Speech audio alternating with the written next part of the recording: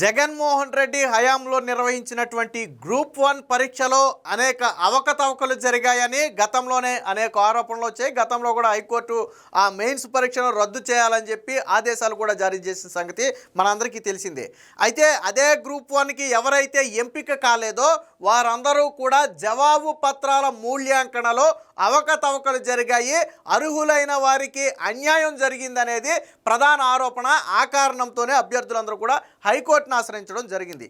So high court దీని మీద high court ఆధ్వర్యంలో ఒక కమిటీని నియమిస్తే ప్రాథమికంగా తేలింది ఏంటంటే అభ్యర్థులు ఆందోళన చేస్తున్నట్టుగా పలు అనుమానాలు అయితే వ్యక్తమయ్యాయి. ఎందుకంటే వీటిని హాయిలాండ్ తీసుకెళ్లి దాదాపుగా 60 రోజులు 70 రోజులు పేపర్లను అట్టే పెట్టడం, తర్వాత మూల్యాంకనకు సంబంధించినటువంటి పూర్తి స్థాయి సమాచారం ఏది కూడా ఏపీపీఎస్సీ వద్ద లేకపోవటం, ఇలా అనేక అనుమానాలు ఉన్నాయి అని చెప్పి కోర్టు నియమించినటువంటి కమిటీ తేల్చింది. దీంతో ఎవరైతే ఆందోళన చేస్తున్నారో వారి అనుమానాలు మరింత బలపడినట్టుగా మారింది. దీంతో హైకోర్టు నిన్న ఒక సంచలన నిర్ణయం తీసుకుంది. ఈ గ్రూప్ 1కు సంబంధించినటువంటి మెయిన్స్ ఏదైతే పేపర్స్ దిద్దారో దాని మీద ఒక సిట్ను ఏర్పాటు చేయాలని చెప్పి నిన్న రాష్ట్ర ప్రభుత్వాన్ని అయితే ఆదేశించింది. అడిషనల్ ఏజీ స్థాయికి తగ్గని ఒక అధికారి నేతృత్వంలో ఒక కమిటీని ఫామ్ చేయాలి, ఒక సిట్ని ఫామ్ చేయాలి. దానికి సంబంధించిన వివరాలను 3 రోజుల్లో మా ముందు కూడా, అంటే కమిటీ ఎవరితో కమిటీని ఫామ్ చేస్తున్నారనే వివరాలు 3 రోజుల్లో మా ముందు ఉంచాలని కూడా చెప్పింది. దాదాపుగా మార్చి 16 అంటే దాదాపుగా 1 నెల రోజుల సమయంలో దానికి సంబంధించినటువంటి పూర్తిగా నివేదిక ఇవ్వాలని కూడా నిన్న హైకోర్టు అయితే ఆదేశించడం జరిగింది. అంటే జగన్మోహన్ రెడ్డి హయాంలో జరిగినటువంటి ఈ గ్రూప్ 1 పరీక్షలో అవకతవకలు జరిగాయి అనే అనుమానాలు ఇప్పుడు హైకోర్టు ఆదేశాలను బట్టి చాలా స్పష్టంగా అర్థమవుతుంది. నిన్న కోర్టు చెప్పింది కూడా అదే. సో పలు అనుమానాలు ఉన్న నేపథ్యంలో, అంటే ఆల్రెడీ ఇప్పటికే గ్రూప్ 1కు చాలామంది అభ్యర్థులు ఎంపికయ్యారు, వాళ్ళకి పోస్టింగ్ కూడా కేటాయించడం జరిగింది. గతంలో తీర్పు ప్రకారం వాళ్ళకి పోస్టింగ్ కూడా ఇచ్చేశారు. అయితే ఇప్పుడు కోర్టు ఏం చెప్పిందంటే ఎవరికైనా ప్రాధాన్యత పోస్టులో గన కొత్త వాళ్ళని నియమించి ఉంటే వాళ్ళు ఈ సిట్ని ప్రభావితం చేస్తారు అని భావిస్తే, కేసుని ప్రభావితం చేస్తారు అని భావిస్తే వెనువెంటనే వారిని అప్రాధాన్యత పోస్టులకు ట్రాన్స్ఫర్ చేయాలి అని చెప్పి చీఫ్ సెక్రటరీని కూడా నిన్న హైకోర్టు ఆదేశించింది.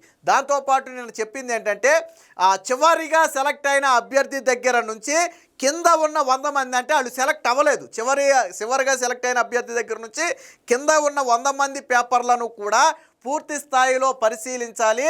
ఫోరెన్సిక్ ల్యాబ్ను ఉపయోగించుకుని విజయవాడ లోపల కాదు, విజయవాడ వెలుపల ఉన్నటువంటి ఒక ఫోరెన్సిక్ ల్యాబ్ను లేదా దాని నిపుణులను ఉపయోగించుకుని పూర్తి స్థాయి విచారణ చేసి నివేదిక సమర్పించాలని చెప్పి చెప్పడం జరిగింది. కోర్టు ఇంకో వ్యాఖ్య కూడా ఏం చేసిందంటే ఇప్పుడు సెలెక్ట్ అయిన వాళ్ళు నిజంగా కష్టపడి నిజాయితీగా రాసి సెలెక్ట్ అయిన వాళ్ళు ఉండుండొచ్చు, కానీ ఈ జరిగిన పరిణామాలను బట్టి చూస్తే ఎక్కడైనా సరే పొరపాటు దొర్లి కొంతమంది అనర్హులు అందులోకి వస్తే దానికి ఒక సామెత కూడా చెప్పింది, పాలలో ఒక్క చుక్క విషం కలిసినా కానీ పాల మొత్తాన్ని విషంగా మార్చేస్తుంది. అలాగే అంతమంది కష్టపడిన వాళ్ళలో ఒక వ్యక్తి దొడ్డిదారిన వచ్చి ఉండుంటే, ఎందుకనంటే ఈ మూల్యాంకన విషయంలో జరిగిన అనుమానాలను బట్టి చూస్తే కొంతమంది అనర్హులను తీసుకొచ్చి అర్హుల కోటాలో పెట్టారే అనే అనుమానాలు స్పష్టంగా అర్థమవుతున్నాయి. సో కాబట్టి ఏం చెప్పింది కోర్టు, అందుకనే ఈ కింద ఉన్న 100 మంది పేపర్లు కూడా పరిశీలించాలి. అంటే ఓఎంఆర్ షీట్లు, అంటే ఎగ్జామ్ రాసినప్పుడు ఉన్నటువంటి షీట్లు, అలాగే ఆన్సర్ షీట్ల మీద ఓఎంఆర్ నెంబర్లు, బార్ కోడ్లు అన్నీ మ్యాచ్ అవుతున్నాయా లేదా, అలాగే హ్యాండ్ రైటింగ్లో ఎక్కడైనా మార్పులు చేర్పులు వచ్చాయా, అలాగే ఎక్కడైనా వేసిన మార్కులను దిద్దేసి మళ్ళీ మార్కులు వేయటం లాంటివి ఘటనలు ఎక్కడైనా జరిగాయా, ఇలాంటి అన్ని విషయాలను కూడా క్షుణ్ణంగా పరిశీలించాలని చెప్పి నిన్న హైకోర్టు అయితే ఆదేశించడం జరిగింది. సో దీంతో మొత్తంగా జగన్మోహన్ రెడ్డి హయాంలో జరిగినటువంటి గ్రూప్ 1కి సంబంధించి ఇప్పుడు సిట్ ఏర్పాటు చేశారు. దీనికి సంబంధించిన వార్త కూడా ఒకటి వచ్చింది, ఒకసారి చూద్దాం. గ్రూప్ 1 పై సిట్ అడిషనల్ డీజీ స్థాయి అధికారి నేతృత్వంలో ఏర్పాటు చేయాలని హైకోర్టు ఆదేశం. మెయిన్స్ పరీక్షలో అక్రమాల ఆరోపణలపై తేల్చండి, జవాబు పత్రాలను ట్యాంపరింగ్ చేశారేమో పరిశీలించండి, మార్చి 16లోగా నివేదిక సమర్పించాలని సిట్కు ఆదేశం. ఎంపికైన అభ్యర్థులను అప్రాధాన్యత పోస్టులకు ట్రాన్స్ఫర్ చేయాలని చెప్పి కూడా చెప్పడం జరిగింది. ఏపీపీఎస్సీ గ్రూప్ 1 మెయిన్స్ పరీక్ష జవాబు పత్రాల మూల్యాంకనలో అక్రమాలు జరిగాయని వచ్చిన ఆరోపణలపై నిగ్గు తేల్చేందుకు హైకోర్టు కీలక ఉత్తర్వులు జారీ చేసింది. వాస్తవాలను తేల్చేందుకు ప్రత్యేక దర్యాప్తు బృందం సిట్టును ఏర్పాటు చేయాలని లేదా ప్రస్తుతం ఉన్న సిట్టును పునర్వ్యవస్థీకరించాలని చెప్పి రాష్ట్ర ప్రభుత్వాన్ని అయితే ఆదేశించింది. దీనికి సంబంధించిన కంటిన్యూషన్ వార్తను చూద్దాం.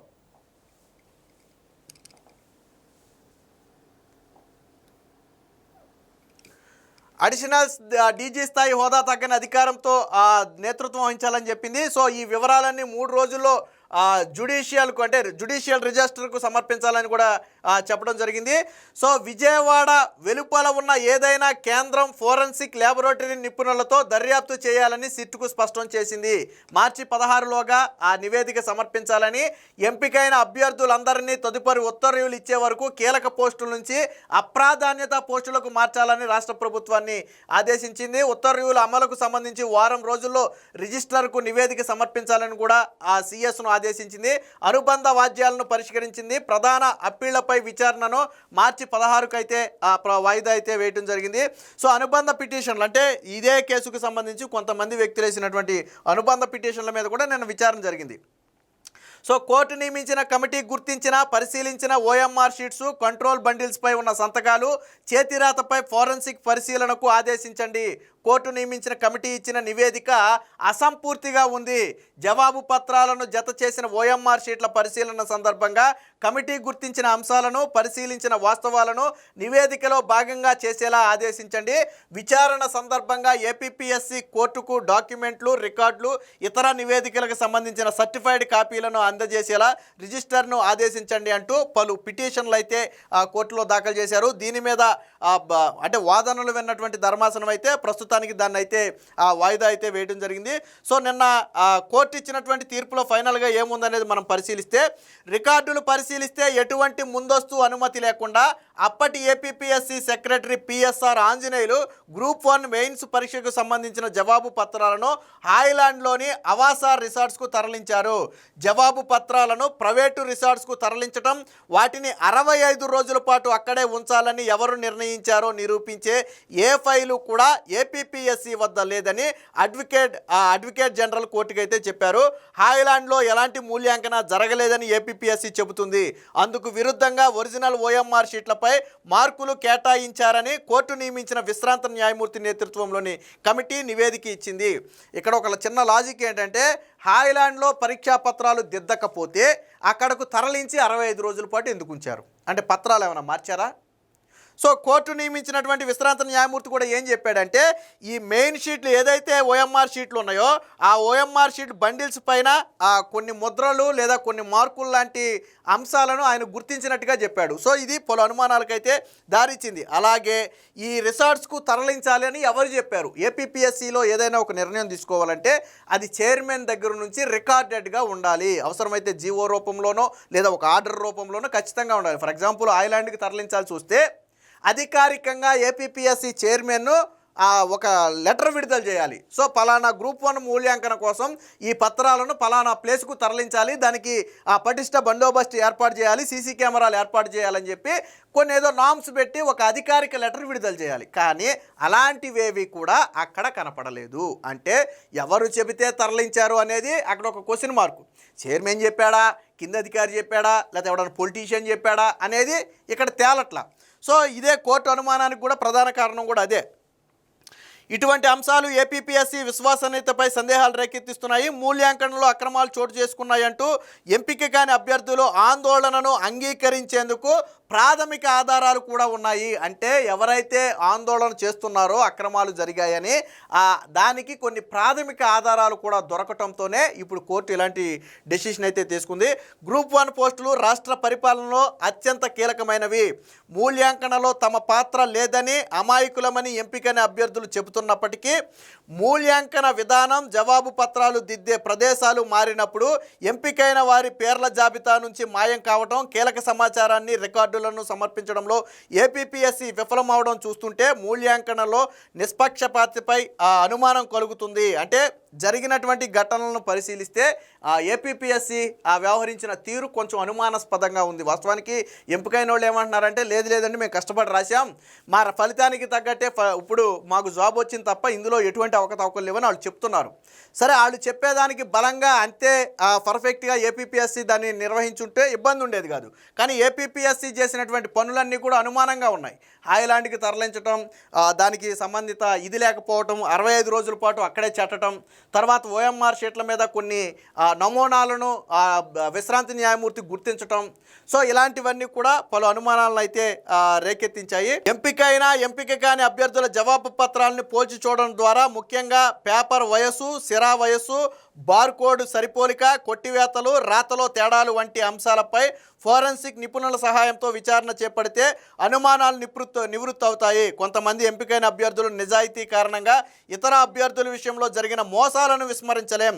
ఒక చుక్క విషయం మొత్తం పాలను విషపూరితంగా చేస్తుందనే విషయాన్ని గుర్తుంచుకోవాలి.